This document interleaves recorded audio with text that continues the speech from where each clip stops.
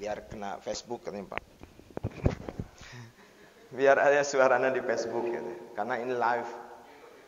Ya alhamdulillah Pak Sony ini luar biasa gitu ya. Jadi setiap ini harus selalu masuk ke Facebook dan YouTube, Instagram ya.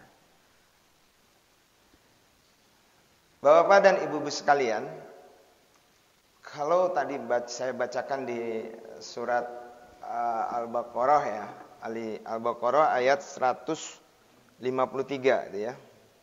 Saya harus bacakan karena nanti khawatirnya salah, tadi agak sedikit salah juga. A'udzu billahi minasyaitonir rajim. Bismillahirrahmanirrahim. Walanabluwannakum bisai'in minal khauf wal ju'i wa naqsi minal amwali wal anfus was samarat wa bassiris sabirin.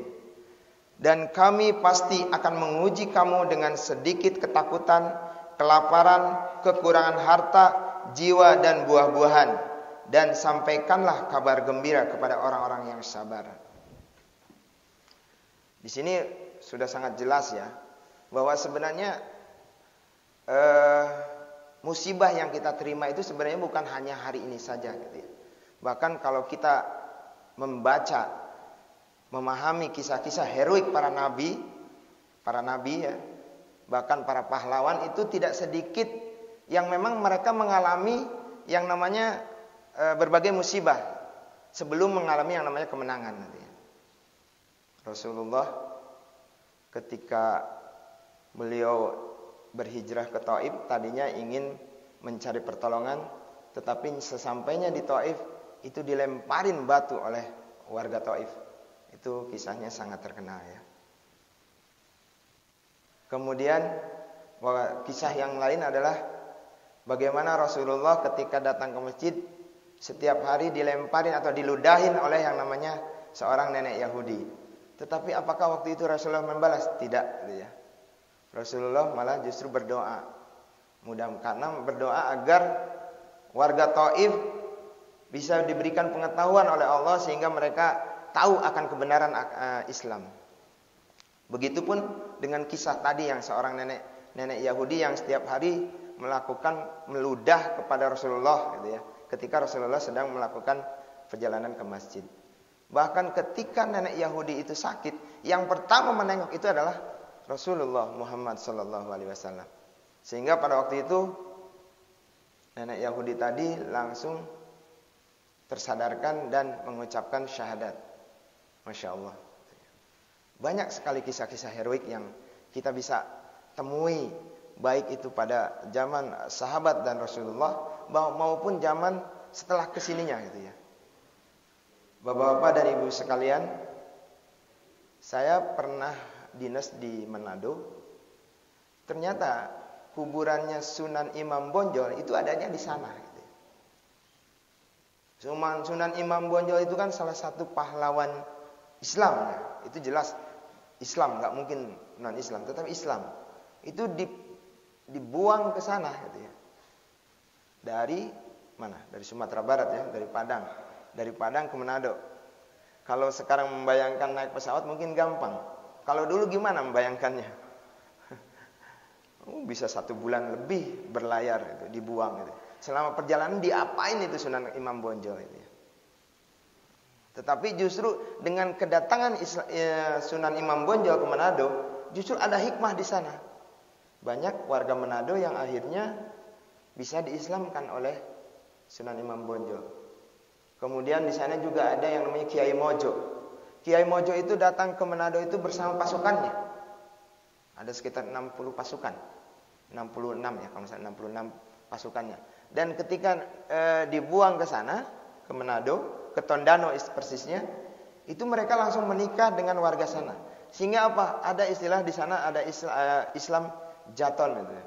Kalau ada orang Manado tanya, kamu orang mana? Jaton. Pasti itu Jawa Tondano gitu. Jadi ada keturunan dari Kiai Mojo atau orang-orang Jawa di sini. Gitu. Jadi begitu banyak hikmah yang bisa kita ambil ketika satu musibah itu kita terima gitu. Ada 3 sebenarnya. Kalau saya coba langsung ke materinya sebenarnya. Tadi masih pembukaan.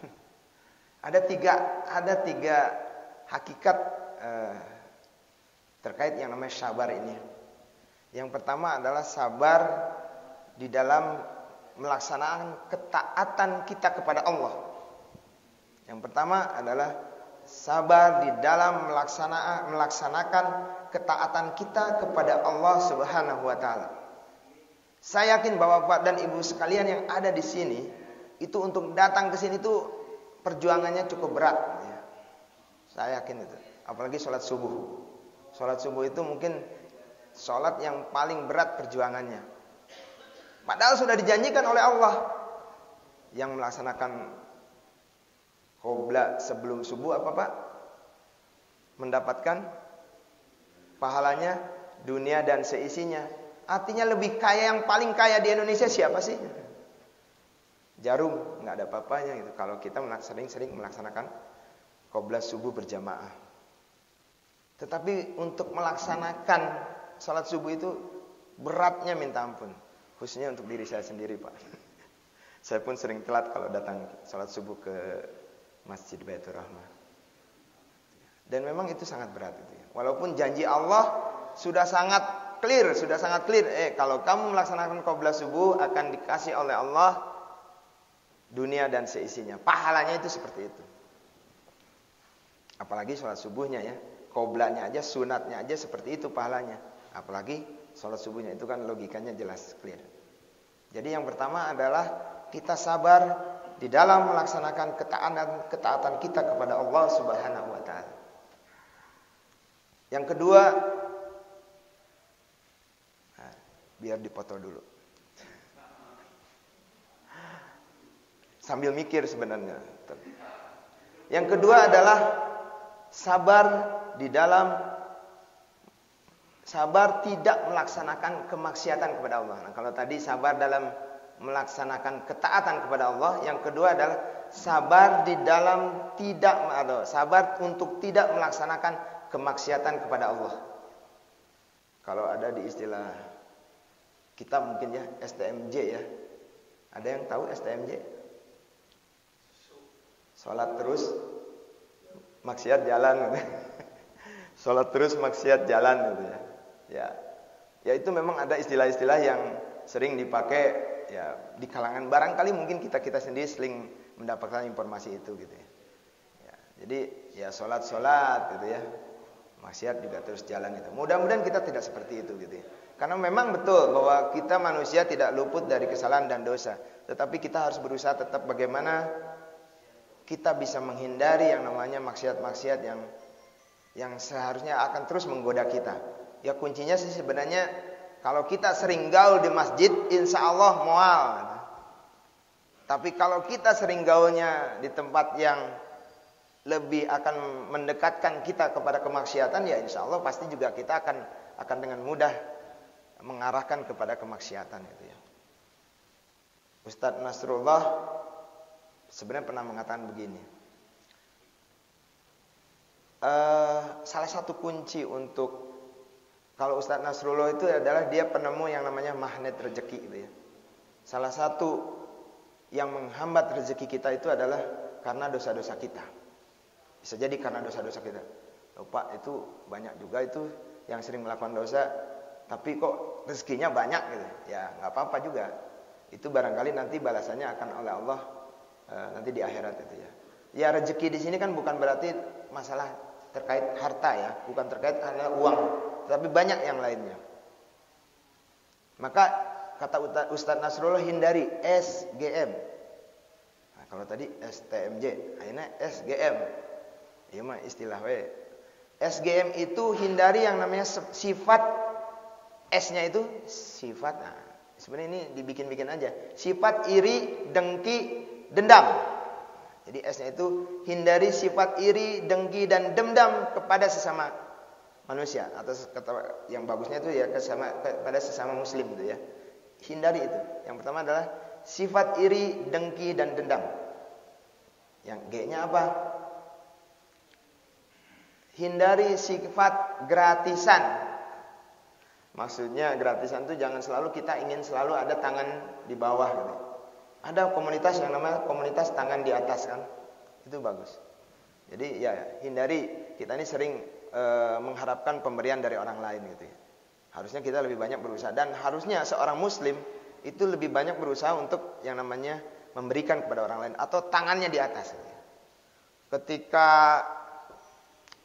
salah seorang sahabat berhijrah ke Madinah, waktu itu ditawarkan salah seorang karena kalau pada ketika Rasulullah menghijrahkan para muhajirin kepada Ansor, itu kan dipersahabatkan antara sahabat muhajirin dengan sahabat Ansor.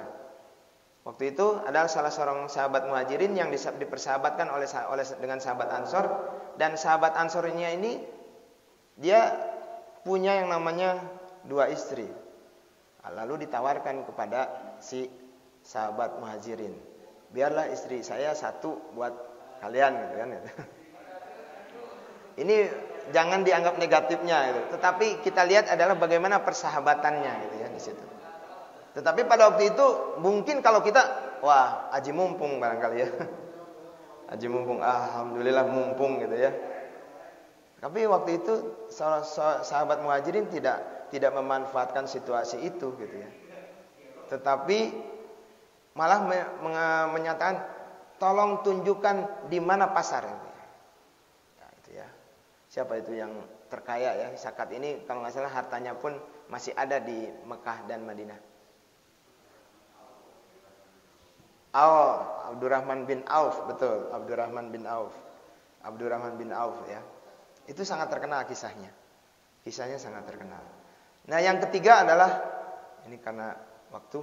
Yang ketiga adalah bagaimana kita sabar dalam menghadapi musibah. Nah, ini sangat clear ya. Kalau terkait musibah ini, ya kita saat ini kita alami sendiri ya. Saat ini kita sedang mengalami musibah, sedang mengalami pandemi, kita tetap bersabar walaupun dengan kondisi seperti ini, dan insya Allah setelah kesulitan itu pasti akan ada kemudahan.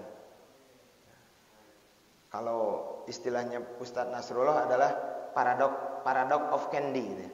Pada Amril, kalau saya kasih permen yang tidak ada bungkusnya, kemudian saya kasih kepada Amril, kira-kira mau diterima apa enggak Pak ya? Enggak ya Pak ya. Saya kasih permen yang sudah dibuka Pak, kemudian Bapak mau enggak makan Pak? Udah saya pegang-pegang. Enggak ya. Tetapi kalau saya kasih permen yang ada bungkusnya, pasti diterima ya. Tetapi apakah bungkusnya ikut dimakan? Bungkusnya nggak dimakan kan? Pasti dibuang juga. Lah kan tadi sama. Saya kasih permennya yang nggak ada bungkusnya. Kenapa nggak mau dimakan gitu kan? Gitu ya. Jadi iya, bisa dimakan, masih tetap bisa dimakan Pak. Karena kan hanya dibuka bungkusnya doang gitu. Tetapi kenapa kita tidak mau terima gitu ya? Tetapi kalau kita kasih permen yang ada bungkusnya, itu pasti kita terima. Walaupun permen bungkusnya itu tetap dibuka atau dibuang juga. Yang dimakan adalah permennya gitu. Yaitu bersama kesulitan itu pasti ada kemudahan. Jadi memang ketika ingin kita mendapatkan satu kemanisan hidup, sesuatu yang baik, maka ya bersamaan dengan kemanisan itu pasti ada yang namanya kepahitan dulu gitu. Nggak mungkin ujuk-ujuk kita ini langsung jadi orang kaya gitu ya. Semua perjalanan hidup kita itu dimulai pasti dari nol gitu. Ya, kecuali mungkin yang orang tuanya udah kaya. Orang tuanya udah kaya sekalipun, di dalam membina rumah tangga kita misalkan, kalau yang baru nikah, itu pasti dari nol dulu gitu ya. Bukan hanya dalam rangka membina mengumpul yang namanya harta, tetapi bagaimana juga hubungan antara suami dan istri juga bisa harmonis, bisa mawaddah warahmah, bisa menjadi sakinah mawaddah warahmah. Itu pasti dimulai dari yang namanya awal gitu, dari nol dulu gitu. Nggak mungkin ujuk-ujuk langsung tiba-tiba kita langsung menjadi orang kaya, langsung menjadi rumah tangga yang sakinah mawaddah warahmah, itu tidak mungkin. Pasti diawali dari yang namanya berbagai rintangan, berbagai yang namanya cobaan. Semua pasti gitu ya. Nah, ini buat Ustadz Iin nanti akan mengalami hal yang sama. Insya Allah kalau Ustadz Iin nanti sebentar lagi menikah. Seorang ustadz sekalipun menurut saya pasti akan mengalami hal yang sama. Begitu cobaan di dalam melakukan atau memulai yang namanya rumah tangga. Ya Pak ya? Ada nggak yang rumah tangganya langsung mulus? Nggak ada kan? Pasti semua menghadapi berbagai yang namanya rintangan dan cobaan. Pak Umar langsung mulus ya. Semua pasti ada berbagai ada tahapan yang harus dilalui. Tangga pun nggak ujuk-ujuk langsung tangga 10. Ada tangga 0, 1, 2, 3 dan lain sebagainya. Seterusnya seperti itu. Barangkali itu yang bisa saya sampaikan. Mohon maaf apabila ada hal-hal yang tidak berkenan. Terima kasih Pak Imron sudah memberikan waktu, ternyata memang betul Pak, diam di sini tuh ngadeg-deg cenah. Akhirnya sholat pun tadi saya bacanya Robis Rohli Sodliwe terus gitu. Ya mudah-mudahan ini sebagai awal dan yang lainnya juga bisa ikut berpartisipasi di dalam kegiatan ceramah subuh maupun Ahad subuh maupun Sabtu subuh, sehingga kita juga bisa mengoptimalkan potensi yang ada sebenarnya yang ada di internal Komplek Pinus Regensi. Visi dari DKM kan dari kita, oleh kita, dan untuk kita. Itu yang selalu disampaikan oleh Pak Imran ya. Visi misi dan DKM Baitur Rahmah. Terima kasih. Assalamualaikum warahmatullahi wabarakatuh.